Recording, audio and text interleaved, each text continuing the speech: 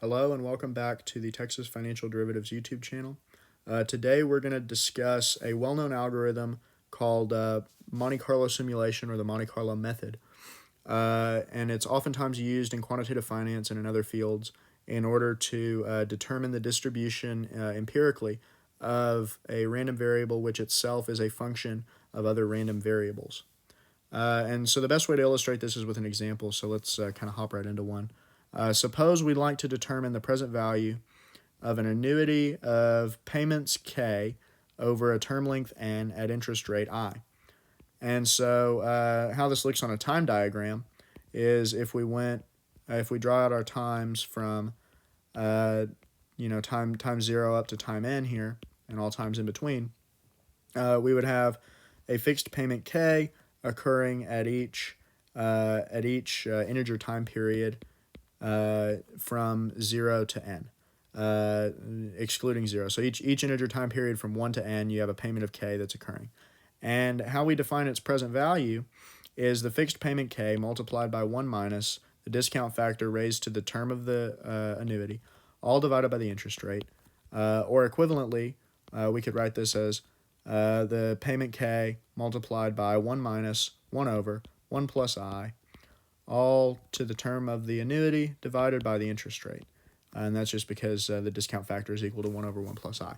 Now, if you know the payment K, and if you know the interest rate I, and you know the term length N, then this is a really straightforward problem to solve, and you just plug it into your calculator and you solve it, and that's great. But suppose K, I, and N are unknown. Suppose, in fact, they're random variables. Let's say that the amount of each payment follows an exponential distribution, or the fixed amount of each payment follows an exponential distribution with mean theta equal to 100. Suppose that the interest rate I follows a normal distribution with mean equal to 10% and standard deviation equal to 1%. And let's suppose the term length N follows a binomial distribution with number of trials equal to 5 and probability of success P equal to 0.75. So now this problem just got a lot more complicated, right? We certainly can't, off the top of our heads, estimate or say exactly. We can't state exactly the distribution that this present value is going to follow, right? We have no clue. So what can we do?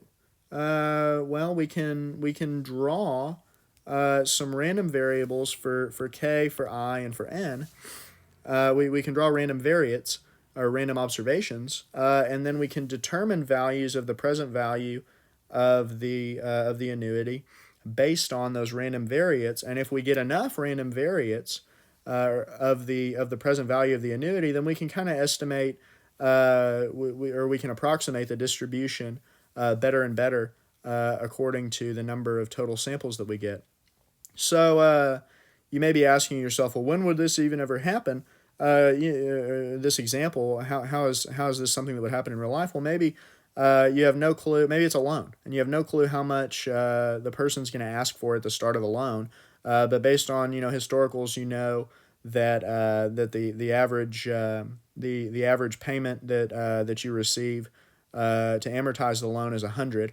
And based on or maybe now you reinvest the payments of the loan into the market, and so you don't exactly know what your interest rate is that's defined in the contract should be that's defined in the contract, and maybe the total number of payments on the loan is set out to be 5, but then there's some probability of default that's a quarter in each period. So maybe each period there's each individual has a probability of 25% of defaulting.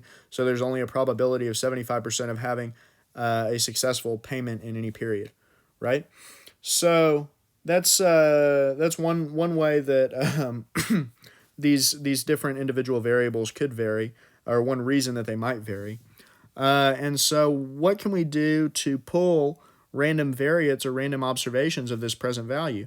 So the first thing that we need to do is to simulate random observations of the amount of the fixed payment of the interest rate and of the term length. And so in order to do that, we first need to call we need to recall the cumulative distribution function for a random variable x being defined as the probability that the random variable is less than or equal to that value. And so we'll also call it pi sub little x, right? and then so I may end up using that notation too. So that's the cumulative distribution function for x, right, for some random variable x. And so each of these random variables have themselves a cumulative distribution function associated with them. So what if we inverted the cumulative distribution function in order to get a function that gave us percentiles, right? This would be known as the percentile function for x. And so this provides values of x such that the probability that the random variable x is less than or equal to this observation value of x is equal to pi sub x. So what we're going to do is we're going to just plug a bunch of values in for pi sub x to this inverted cumulative distribution function, to this percentile function, and that's going to provide us with a bunch of little x's, a bunch of observations for little x, right? And so in doing so, we can plot them all up as a histogram, and if we get enough of them, then we can pretty well approximate the density of x. Okay, if we get enough observations at different points on the graph, then we can, so here's x, and then here's the density function. If we get enough observations going on this graph, right, then maybe we can sort of approximate the density of x, right? So that's the idea here. And so we're going to get those observations by first defining u to be a uniform random variable on the intervals 0 to 1, right? And so it's really easy to obtain values for random variates of u. In fact, everyone on their phone calculator has a button called rand, right? And the rand button will spit out random variates of a uniform distribution on the interval 0 to 1. And what we're going to do is, because the cumulative distribution function is a probability, it is inherently bounded on the interval 0 to 1. So we're going to treat the values that we get from rand as kind of values for this cumulative distribution function. We then plug those values into the percentile function that we defined up here, and that's going to output random variates of the random variable that we're looking for, right? That we're looking at. So what we're going to do is we're going to get a bunch of random variates for k, for I, and for n, and then we're going to plug, and so we're going to systematically go through and say, okay, so the first random variate for k1 is equal to some amount. The first random variate for I1 is equal to some amount, and the first random variate for n1 is equal to some amount. And then we're going to plug all that into our present value equation that we defined above, right? That was k multiplied by 1 minus 1 over 1 plus I, all to the nth power over I. And we're going to get, and so then that's going to give us a present value 1, or a random, our first observation of our present value random variable. So we do that over and over and over and over again, and we end up with maybe PV sub 1 million, right? And so then we have 1 million random variates of our present value random variable. And then at that point, we may get, a pretty decent approximation. It may take more, it may take less, but we'll get a pretty decent approximation of the density or the distribution of the present value random variable. And so then at that point we can we can take the mean of the random variable. We can take the variance, and those act as pretty good estimates of what the true mean and the true variance of our present value random variable are. So we can do let's do a little bit of simulation here. Let's do, instead of 1,000,000 random variates, let's just do 3.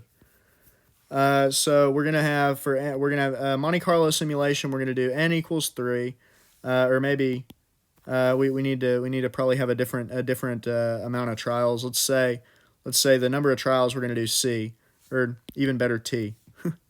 How about that? Let's define big T, the number of trials, to be 3, and so we're gonna sample 3 random variates for K, 3 random variates for I, and 3 random variates for N, and systematically use those to get 3 random variates of our present value random variable. So remember, K follows an exponential distribution with mean theta is equal to 100. So you may recall that the cumulative distribution function for an exponential distribution is equal to 1 minus the exponentiated negative x over theta, the exponential function evaluated at negative x over theta. So the cumulative distribution function for our random variable K is going to equal 1 minus e to the negative k over 100. So how do we get to the inverted cumulative distribution function? Well, this is all equal to pi little k, and so we're going to do 1 minus pi little k, and then we're going to have to take the logarithm. So I'm just doing the algebra here. And then we're going to have to multiply by negative 100, and that's going to give us a random variate of k. And that's also equal to the inverted cumulative distribution function for k, right? Or for k, and so then we need pi k in the parentheses. Excuse me. So we have we now have our inverted cumulative distribution function. We now need to sample values for pi. Remember, we're assuming we're plugging in values from u for pi sub k.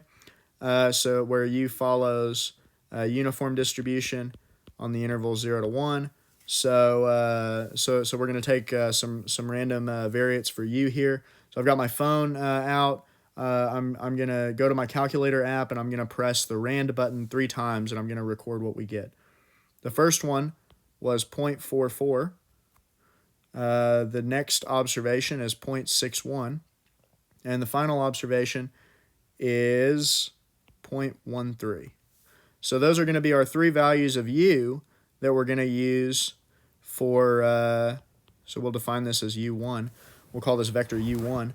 We're going to use those 3 random variates of u for our values of pi that we're going to use in our estimation. Next step, remember I follows a normal distribution with mean mu equal to 10%, 0.1, and standard deviation sigma equal to 1%, 0.01. Now, what we're going to do is we're going to first, well, here's the problem, is that the cumulative distribution function does not have a very nice integral, and so we can't directly evaluate this algebraically like we could the exponential distribution. So instead, we're going to pull from a table. We're going to pull from the z table, right, for the standard normal random variable, and that's going to help us because we're gonna use the z-scores in order to we're gonna kind of reverse engineer the z-score formula, which is x minus mu over sigma.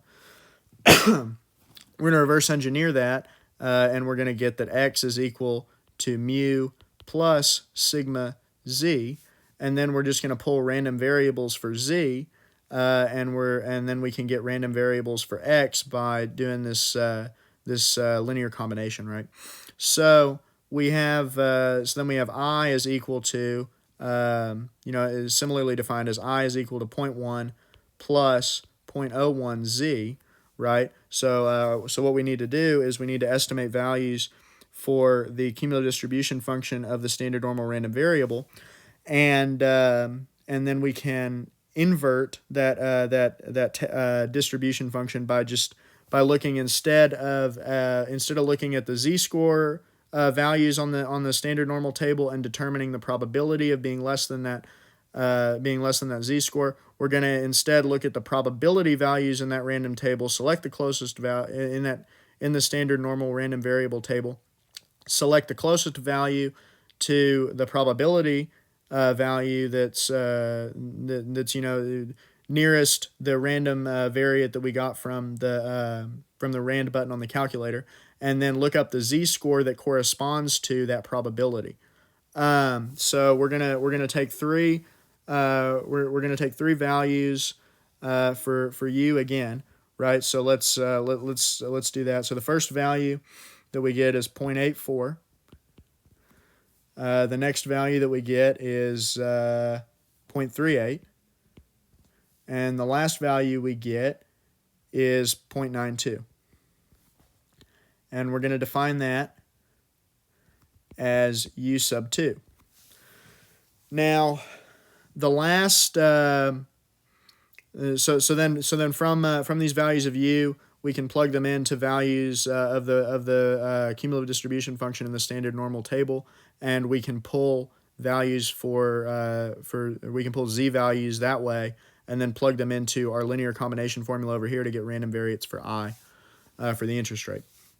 And so the final random variable was n. Remember, it follows a binomial distribution with a number of trials m equal to 5, probability of success p equal to 0.75, and there's no real there's no such thing as a cumulative distribution function for a discrete random variable. However, there's a probability mass function. So p sub n is going to be equal to 5 choose n multiplied by p to the m minus n by p to the n times 1 minus p to the m minus n.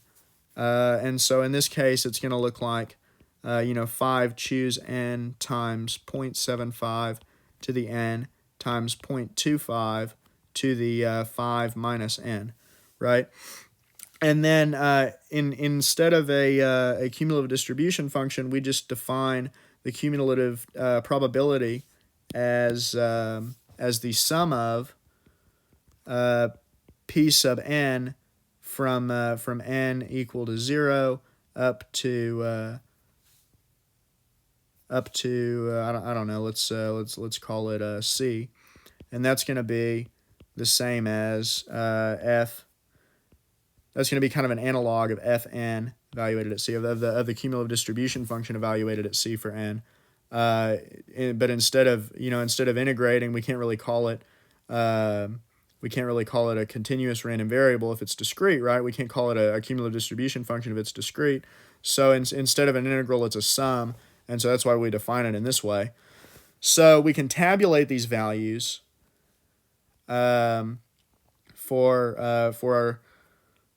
our different values of n. So let's do n equals 0, 1, 2, 3, 4, and 5.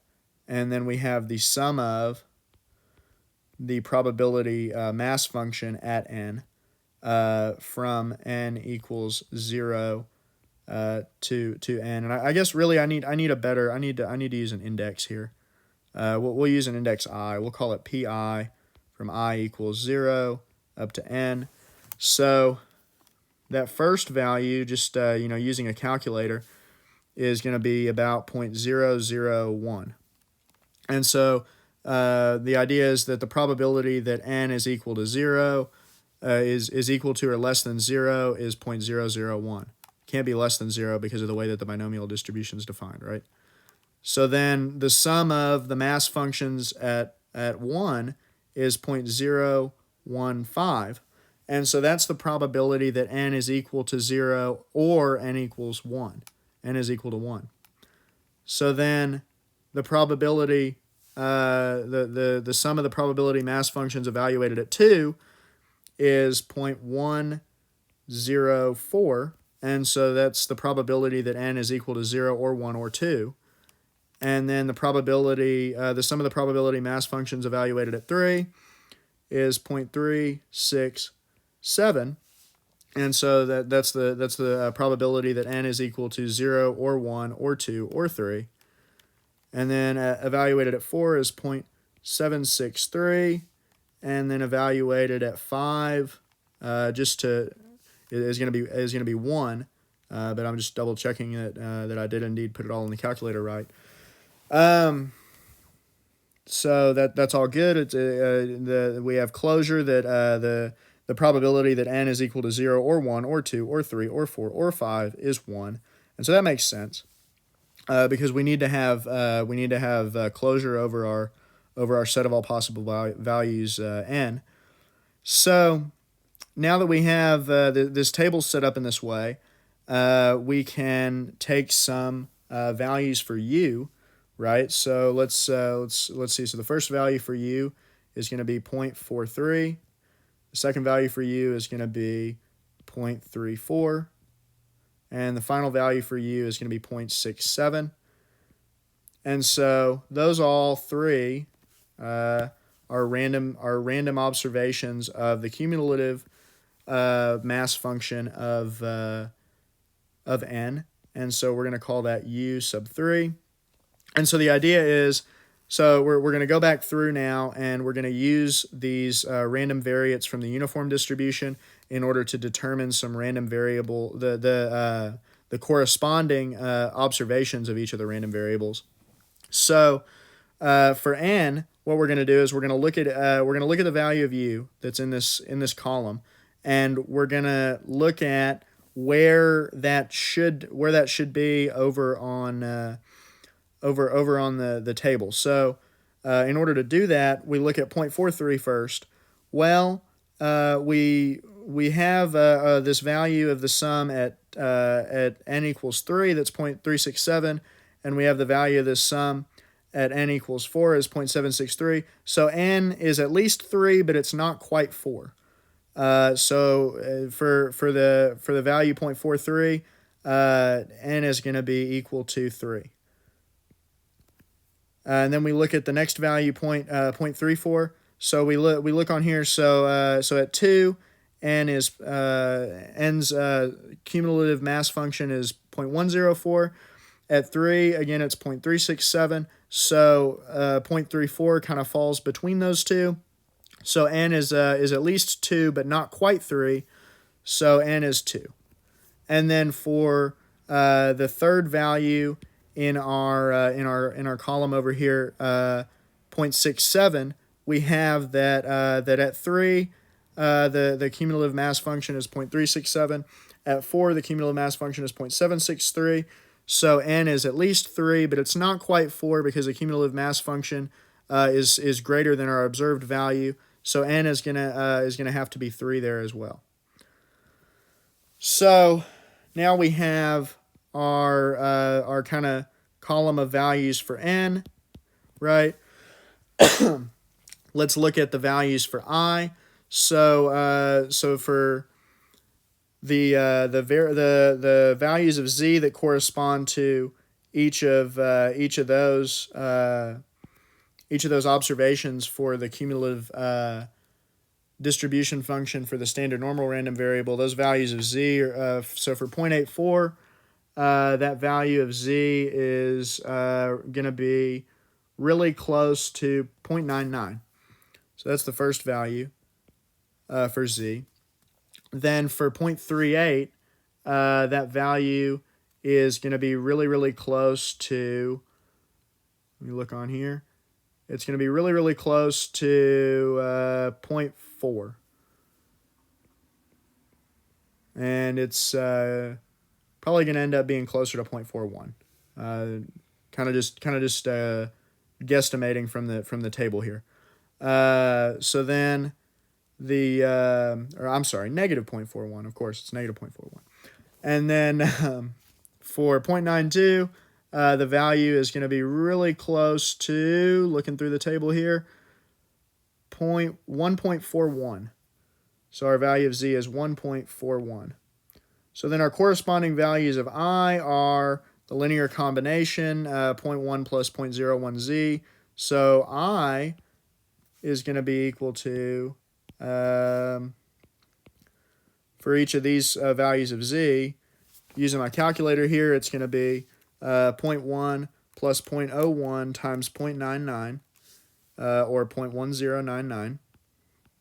And then 0.1 minus 0.41 times 0.01,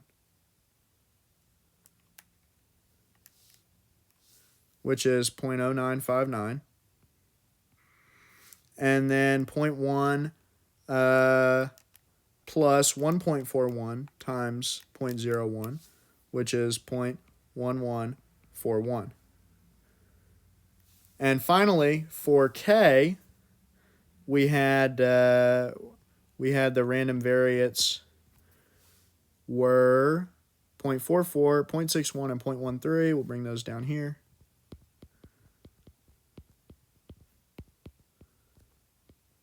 And then we had the inverse cumulative distribution function for k is equal to, go back up here, negative 100 log of 1 minus u, right? Negative 100 natural log 1 minus u for each of these observations of u. So then the values of k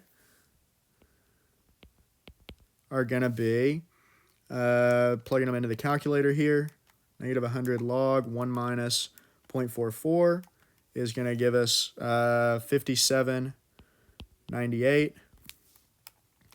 Negative 100 log of 0.61 is going to give us 94.16. And then for 0.13, it's going to give us 13.93. Those are our values for k. So now we can determine what the values for our annuity should be. And so plugging this into my calculator, the annuity, remember our formula for our annuity is going to be k multiplied by 1 minus 1 over 1 plus the interest rate, all to the power of n, all over the interest rate. And so we're going to have three values that are associated with it, right?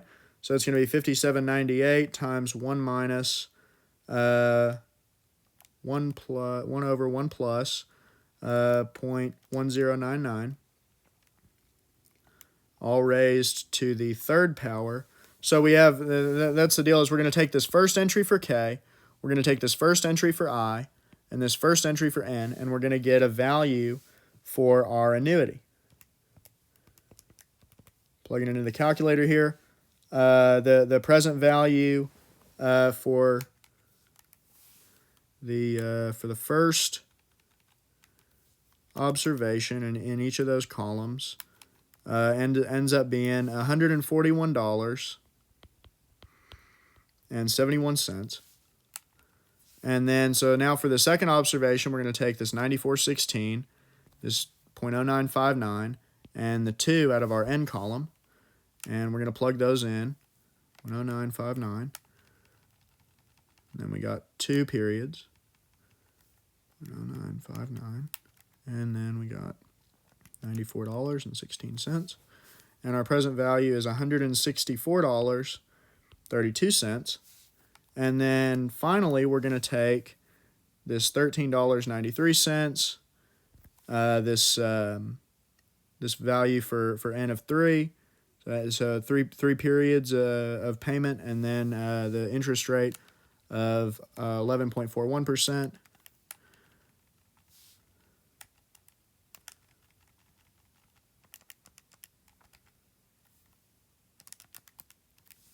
And we get a small value this time of $33.80. So now those are our three observations based on our 3 random simulations of our present value random variable. So now what we can do is we can take an average of those 3, and we get that the average or our expectation based on, and so this is based on our simulation. So maybe we should denote our expectation, maybe put a superscript MC for Monte Carlo, of our present value random variable is equal to $113.27, which is the average that we got from our 3 observations. Now, when you do this sort of simulation in real life, you wouldn't do 3 observations; you'd do 1,000,000 or more. You do however many it takes to get the right level of accuracy, and you'd test the accuracy, or you test the precision of your model to determine when you're within that acceptable error bound and that sort of thing. And you do a lot more observations of each of your individual variables, and you'd have so this is doing it all out by hand with a calculator and the random number generator on my phone calculator. But you could certainly use Python for this, and it would go 10 times faster, and you'd be able to estimate these random variables at a higher rate of precision than the 2 decimal places I wrote everything out to, right? So the takeaway here is that determining the expectation, and so obviously the other thing that we could certainly calculate the variance associated with our Monte Carlo simulation of our present value, and that wouldn't be so hard to do, right? And so you could just take you could take each of these values and square them and divide out by 3 and then subtract the expected value squared and all that sort of stuff, and you could get higher moments for the distribution that way, because typically you're interested in the expected value and the variance. You could also plot these on a histogram, and so if you had 1,000,000 random variables, you could plot them up, and it would give you a nice picture of kind of how your density function looks, right? So here's your density function, and then here's each of your random variates x, and it would give you kind of a nice picture of maybe how your density function looks for your random variable, and then maybe you can look at that and say, oh, that looks like whatever distribution this looks like. And you can get a better idea of kind of how this kind of really complex random variable is actually distributed that way. So this video, the main takeaway is, when you have a model that you're trying to build out to price a stock or to price an option, you inherently have a lot of different things that are random going into it, right? Just in our last video, the binomial trees, your U and your D could vary, and that could cause P star to vary, right? And so you'd like to figure out what U and D might be. Well, maybe you know how they're distributed, and then you can determine the distribution for P star, and then you can in that sort of algorithmic way determine the distribution empirically of the option's present value. So this kind of opens up a world to be able to have these tools. It opens up a world to you to be able to have these tools at your disposal to price stocks and options and that sort of thing.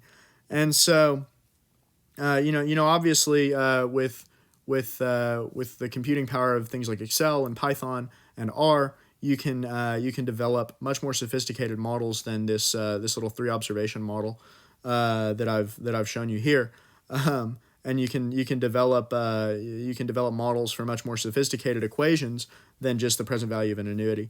But hopefully this example illustrated how you'd kind of go through a Monte Carlo simulation for some random variable that itself is a function of other random variables, in order to better estimate the prices of options, of stocks, of anything that you're trying to do, this is a really, really fantastic tool to have in your tool belt. I hope you learned something watching this video. I hope you enjoyed it. Don't forget to like the video, subscribe to our channel, and follow us on Instagram. Y'all take care, and we'll see you next time. Bye-bye.